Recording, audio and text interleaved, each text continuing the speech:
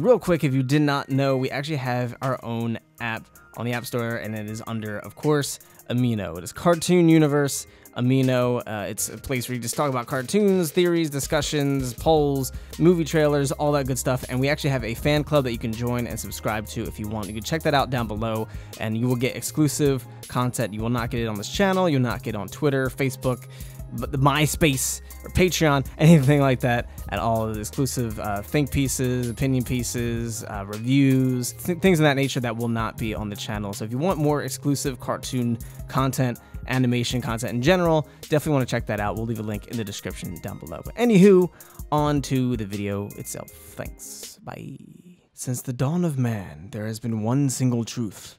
Despite the futile struggle of mere mortals, the whispers of eternal entities in a drowning ether have long since spoken the gospel. Live-action remakes will always be a thing for some reason. This fact has been heavy on my mind as of late, with the recent announcement of a live-action adaptation of Avatar coming to Netflix and an onslaught of live-action anime movies on the horizon. But these are, of course, not the first animated properties to get the 3D treatment. Just to name a few off the top of my head, we've had Avatar: The Last Airbender twice, Beauty and the Beast, Cinderella, Alice in Wonderland, that Alice, Dumbo, Aladdin, Lion King, which is CG actually, it's not live action, it just looks realistic because there's not even any people in the movie, Jungle Book, Kim Possible, Dragon Ball, Attack on Titan, twice, Death Note, Full Metal Alchemist, Rugrats, Smurfs, Alvin and the Chipmunks, Transformers, Teenage Mutant Ninja Turtle 2 or 3 times or more, My Hero Academia, Bleach, Parasite, Your Name, Ghost in the Shell, JoJo's Bizarre Adventure, Gintama, Scooby-Doo, Dora the Freaking Explorer by Michael Bay. Now, what's the one word that comes to mind for every single one of these adaptations? Why? Some more than others, of course, but the feeling remains the same. Avatar, especially since they nailed it perfectly the first time, why do it again? Now, that's not to say all these movies and shows are bad or will end up being bad, but even the best examples on this list feel kind of pointless, at least from a creative standpoint.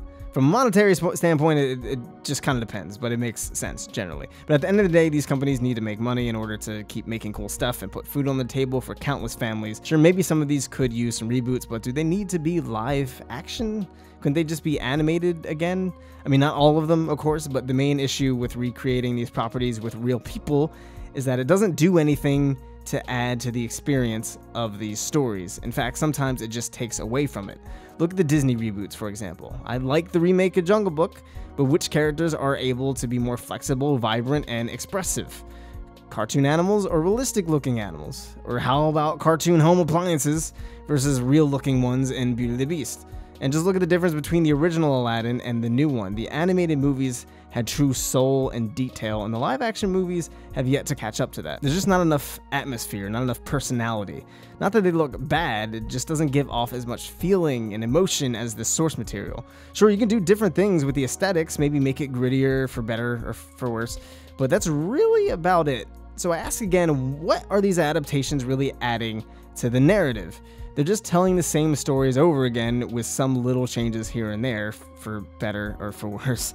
The reason live-action adaptations of novels like Harry Potter work, for example, is because it was originally a book.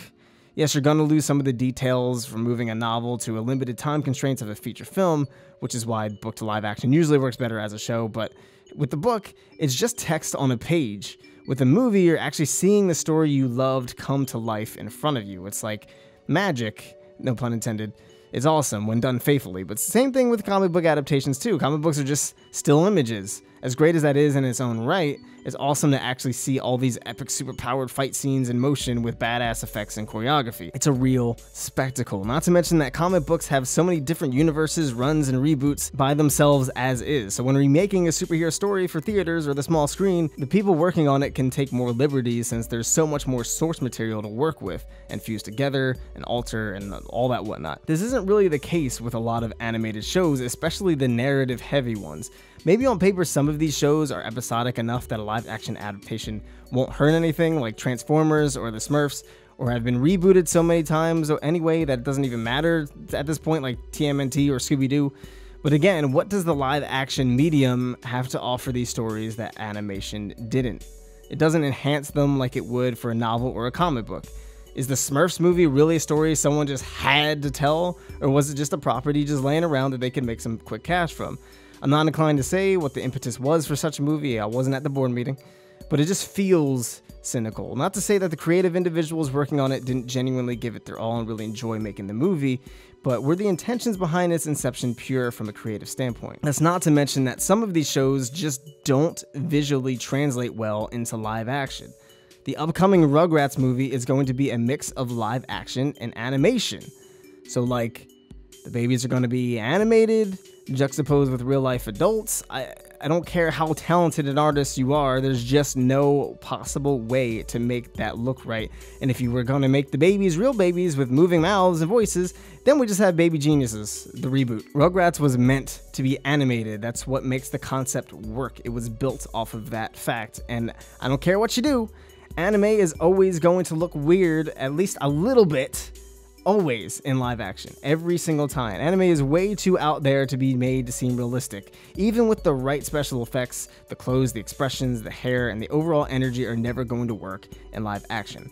I mean, they made a live action JoJo movie. The only way to combat this is to make their hair realistic, tone down the costumes, and don't make anything too wild or over the top. But the problem there is that this kills the original spirit of what made the show great in the first place. So maybe just don't do that. I mean, you can't just randomly make Goku a high schooler and throw in some airbending for no reason. Speaking of anime, another huge issue is when studios try to fit an entire season of television into a movie specifically. The series was spaced out that way for a reason. The same problem happened with the Last Airbender movie. Despite all the other problems and the fact that there's no way M. Night Shyamalan actually watched the source material, they tried to fit about 7.5 hours of story into 1 hour and 43 minutes. At the very least, the new remake of Avatar is going to be a series on Netflix, and with the original creators on board, I'm sure it will be good. But again, why are we doing this? Well, I think it highlights a bigger issue in the way the general public views entertainment, or at the very least, Hollywood and beyond's perception of the way the general public views entertainment. There's this notion that animation is somehow inferior to live action. This goes for both television and movies. That's not to say adults don't actually enjoy animation. This channel and others like it are living proof of that. But most of you watching this very video and subscribe to this channel are likely adults. And yet, cartoons and anime are still looked down upon by the general public. If you look at the Oscars and how the elites in Hollywood see animation, it's never taken as seriously as other films. Sure, Disney churns out some Oscar-worthy material every year, and most parents who see these films with their children usually enjoy them a lot. But I think the problem is a lot of adults do not go out of their way to watch cartoons. Mind you, this is mostly seen in baby boomers compared to millennials. Millennials, more than most other generations, were kind of taught to follow your dreams and be who you want to be. Embrace your imagination. Speak English, please. And overall, we're told that the world was our oyster. Add that onto the fact that we're much more connected thanks to the internet and therefore are constantly able to reminisce on our childhood with other people across the globe. Think about how many only 90s kids memes you've seen in the past decade or so. We're overall more creative because of our upbringing, much more in tune with our youth, and quicker to recognize the quality that quote-unquote kid-like things truly have to offer, like cartoons and Nintendo. Because to most of us, good entertainment is just straight up good entertainment, period.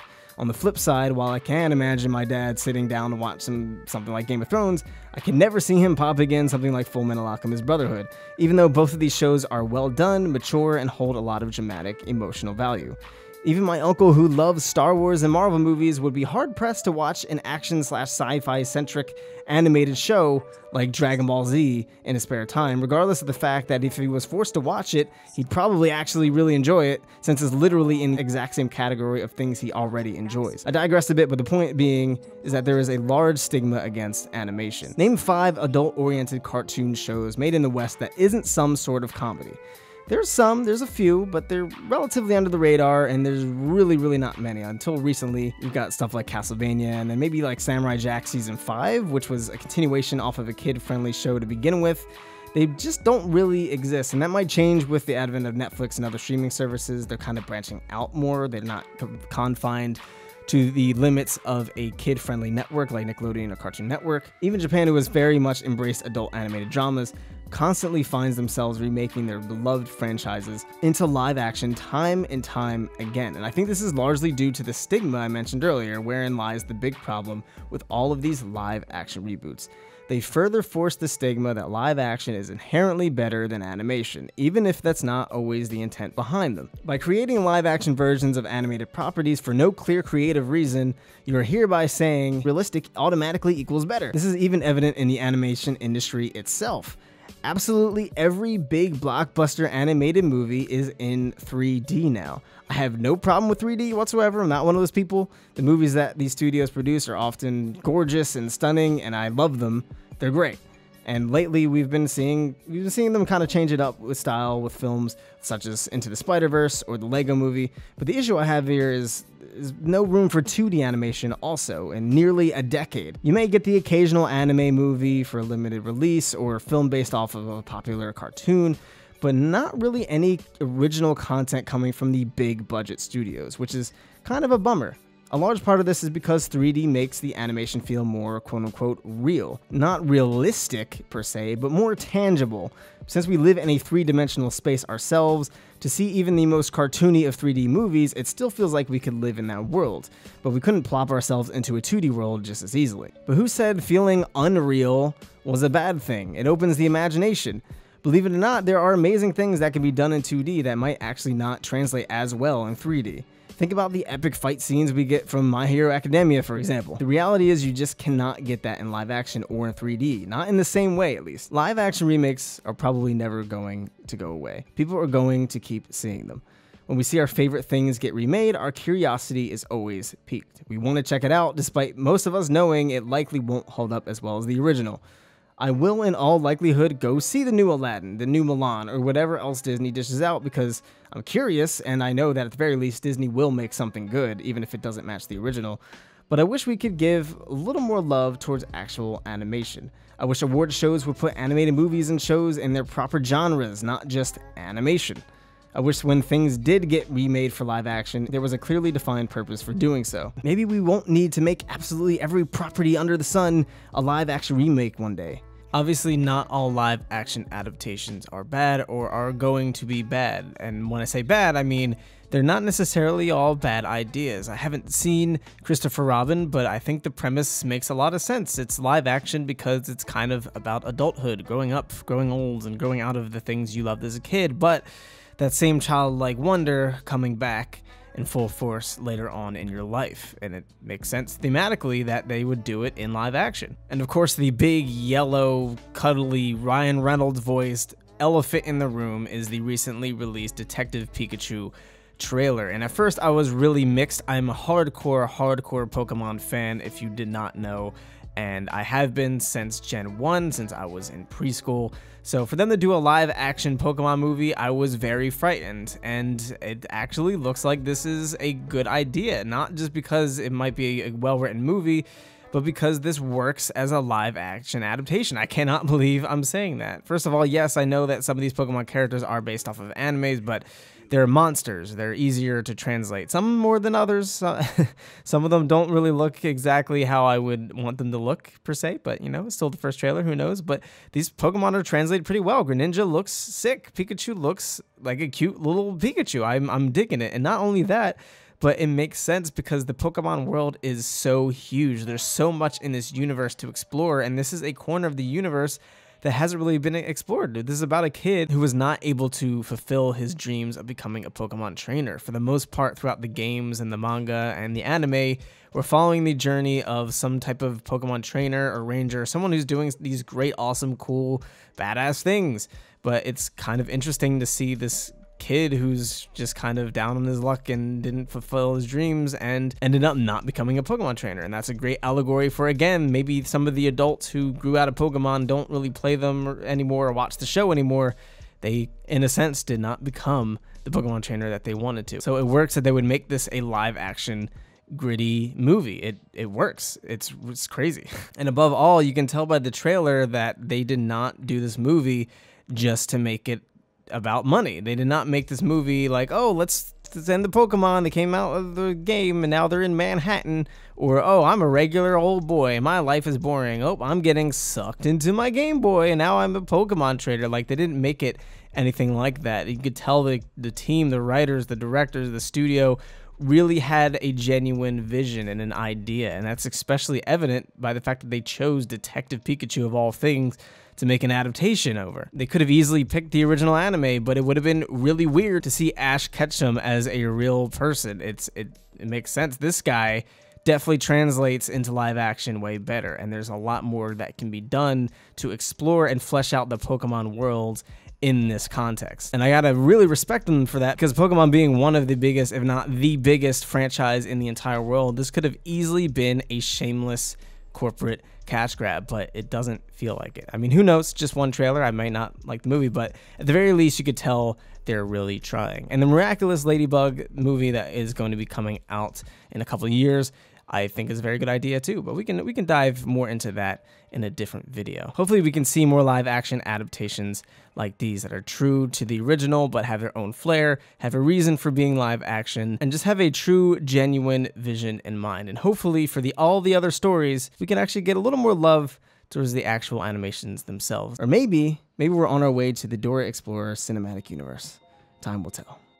But what do you guys think? Do you think live action adaptations are a mistake? What makes a good live action remake? Whether it be a TV show or a movie based off an anime or cartoon, whatever have you. Definitely curious to know what you think in the comments down below. I'm MYKAL Williams, you've been watching Cartoon Universe, and we'll see you in the next video.